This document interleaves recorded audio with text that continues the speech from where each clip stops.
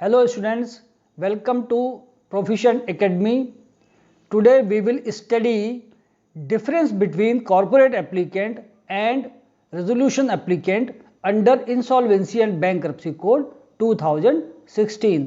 तो चलिए शुरू करते हैं। हेलो स्टूडेंट्स, आज हम आपके लिए एक नया चैप्टर लेकर के आए हैं जिसका नाम है IBC 2016 और उसके दो बहुत ही इम्पॉर्टेंट डेफिनेशंस हम आपके लिए लेके आए हैं जो कि आने वाले एग्जाम्स के लिए बहुत इंपॉर्टेंट हो सकते हैं।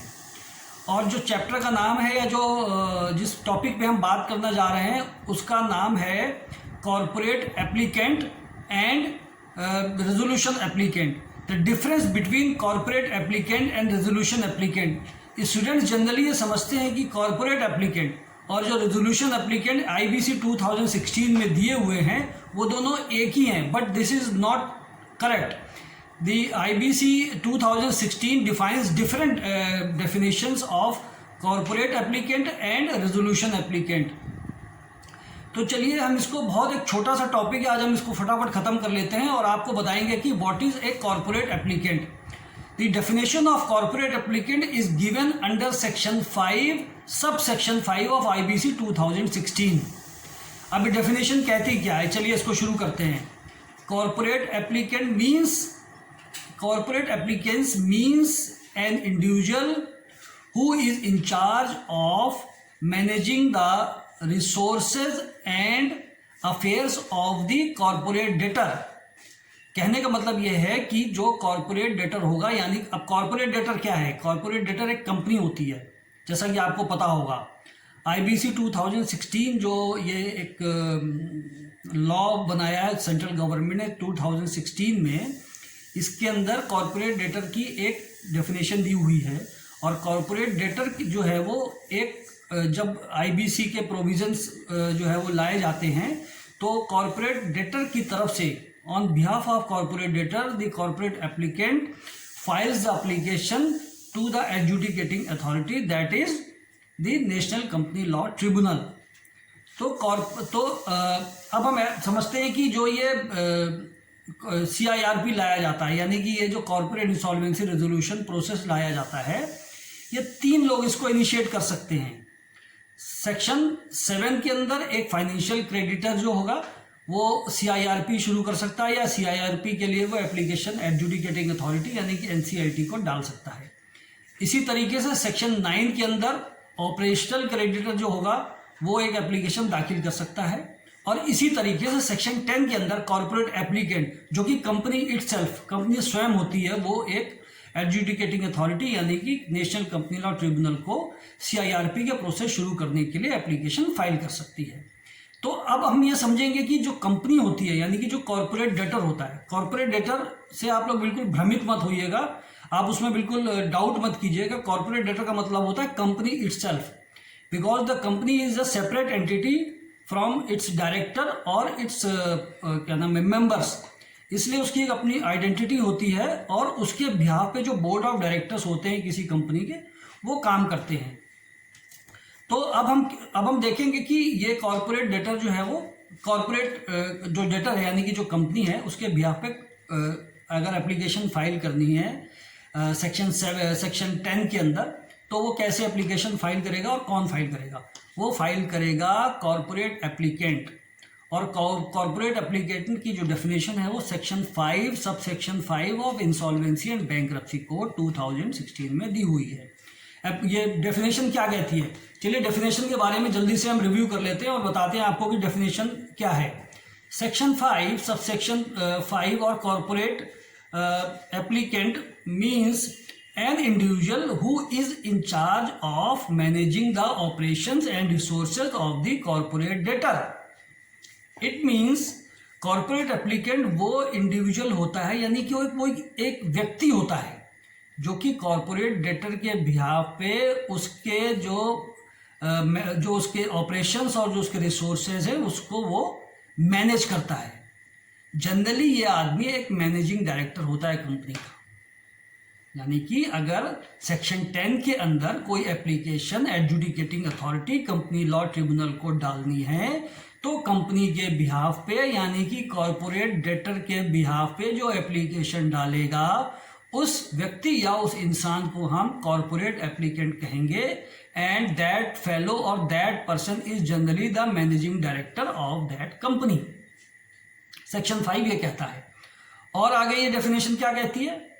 और a person who has the control and supervision over the financial affairs of the corporate debtor, या वो व्यक्ति जो कि कंपनी के फाइनेंशियल अफेयर्स को कंट्रोल करता है या उसका वो सुपरविजन करता है। इसका मतलब क्या हुआ कि यानी कि कंपनी का या तो एमडी होगा या डायरेक्टर फाइनेंस होगा, यानी कि होल टाइम डायरेक्टर कंपनी का होगा, या एक मैनेजिंग डायरेक्टर होगा कंपनी का, जो कि सेक्शन 10 के अंदर कंपनी की तरफ से यानी कि कॉर्पोरेट डेटर की तरफ से CIRP के प्रोसेस के लिए एडजुडिकेटिंग अथॉरिटी यानी कंपनी लॉ ट्रिब्यूनल को एप्लीकेशन डालेगा। तो ये तो डेफिनेशन हो गई हमारी कि कॉर्पोरेट एप्लीकेंट क्या होता है। अब चलिए हम समझते हैं कि रेजोल्यूशन एप्लीकेंट क्या होता है। रेजोल्यूशन एप्लीकेंट के बारे में पहले मैं आपको थोड़ा सा ब्रीफ कर दूं कि होता क्या है। CIRP के अंदर आप लोग शायद जानते भी होंगे, जब कॉर्पोरेट इंसॉल्वेंसी रेजोल्यूशन प्रोसेस के अंतर्गत जब सेक्शन 7 में या सेक्शन 9 में या सेक्शन 10 में कोई एप्लीकेशन इनिशिएट की जाती है, तो उसके बाद एक इंटरिम रेजोल्यूशन प्रोफेशनल जो है वो नियुक्त किया जाता है। तो जनरली स्टूडेंट्स ये समझते हैं कि जो कॉर्पोरेट इंसॉल्वेंसी का जो प्लान है, यानी कि रेजोल्यूशन जो प्लान है वो बनाएगा, क्या नाम है, ये रेजोल्यूशन प्लान जो बनाएगा वो रेजोल्यूशन प्रोफेशनल बनाएगा, लेकिन ऐसा नहीं होता है। रेजोल्यूशन प्रोफेशनल जो होता है रेजोल्यूशन प्लान नहीं बनाता है, रेजोल्यूशन प्लान बनाएगा रेजोल्यूशन एप्लीकेंट। अब रेजोल्यूशन एप्लीकेंट क्या होगा, अब आप समझिए यहाँ पे रेजोल्यूशन एप्लीकेंट क्या होगा। जब एक कंपनी सिक हो गई मान लीजिए, यानी कि उसके अगेंस्ट एक CIRP का प्रोसेस शुरू हो गया, means company is unable to pay its debt and it gets default, and उसके बाद उसके अगेंस्ट जो CIRP की जो प्रोसेस शुरू हो गया। जब CIRP का प्रोसेस शुरू हो जाएगा तो उसके बाद जो रेजोल्यूशन प्रोफेशनल होगा, इंटरिम रेजोल्यूशन प्रोफेशनल, वो एक COC बनाएगा, यानी कि कमेटी ऑफ क्रेडिटर बनाता है। कमेटी ऑफ क्रेडिटर जो है वो एक प्लान को अप्रूव करते हैं। वो प्लान क्या हो सकता है, पहले हमें ये समझना पड़ेगा। एक कंपनी अनेबल है अपने डेट्स को पे करने के लिए, तो ऑब्वियसली वो कोई एक प्लान बनाया जाएगा। वो प्लान ऐसा बनाया जाएगा ताकि कंपनी जो है वो एज ए गोइंग कंसर्न चल सके। अब company as a going concern कैसे चलेगी, यानी कि उसके पास फाइनेंसेस की कमी है। जब उसके पास फाइनेंसेस की कमी है तो यानी कि कोई ना कोई फाइनेंसर आएगा जो कि इस कंपनी को फाइनेंशियल पोजीशन को उसकी ठीक करेगा। तो रेजोल्यूशन प्रोफेशनल जो होगा एक प्लान तैयार करेगा और वो किसी दूसरी कंपनी को बोलेगा कि आइए आप आकर के कंपनी को टेक ओवर कर लीजिए, या कंपनी को अपने में एमलगमेट करा लीजिए, या कंपनी को अपने में मर्ज कर लीजिए। मान लीजिए कंपनी है XYZ लिमिटेड और वो इंसॉल्वेंट हो जाती है और उसके अगेंस्ट CIRP का प्रोसेस शुरू हो जाता है। जब उसके अगेंस्ट CIRP का प्रोसेस शुरू हो गया और इंटरिम रेजोल्यूशन प्रोफेशनल आ गया और उसके बाद COC यानी कि कमेटी ऑफ क्रेडिटर का गठन भी हो गया। अब कंपनी को रिवाइव करना है। 180 डेज के अंदर NCLT को एक स्कीम बना करके देनी है, जिसके अंदर जो है वो सारा कंपनी को रिवाइवल का प्लान बना करके देना है। तो ऐसे में जो रेजोल्यूशन प्रोफेशनल होगा वो किसी कंपनी को इनवाइट करेगा। मान लीजिए कोई कंपनी है ABC लिमिटेड, वो उसको इनवाइट करता है कि आइए आप XYZ कंपनी के इतने % शेयर्स खरीद लीजिए, यानी कि इतने % का यहाँ पे स्टेक खरीद लीजिए, और ताकि ये कंपनी जो है वो अपने नेचुरल उसमें आ सके और ये अपने जो है वो एज ए गोइंग कंसर्न चल सके। तो वो कंपनी यानी कि वो ABC लिमिटेड जो कि XYZ लिमिटेड के शेयर्स को टेक ओवर करेगी, यानी कि उसके मैनेजमेंट को टेक ओवर करेगी, उसको एज ए गोइंग कंसर्न चलाने के लिए जो उसको टेक ओवर करेगी, वो ABC लिमिटेड यहाँ पे रेजोल्यूशन एप्लीकेंट कहलाएगी। तो ये बहुत ध्यान देने वाली बात है कि रेजोल्यूशन एप्लीकेंट और कॉर्पोरेट एप्लीकेंट दो अलग अलग चीजें हैं, दोनों एक नहीं है। कॉर्पोरेट एप्लीकेंट की डेफिनेशन सेक्शन 5 सबसेक्शन 5 के अंदर दी हुई है, और रेजोल्यूशन एप्लीकेंट की जो डेफिनेशन है वो इस तरीके से है। Resolution applicant means a person who individually और jointly with some other person submits a resolution plan to resolution professional pursuant to the invitation made under clause H of subsection 2 of section 25 of Insolvency and Bankruptcy Code 2016। तो ये resolution applicant की definition दी हुई है। फिर से मैं repeat करता हूं, resolution applicant means a person who individually और jointly with some other person submits a resolution plan to resolution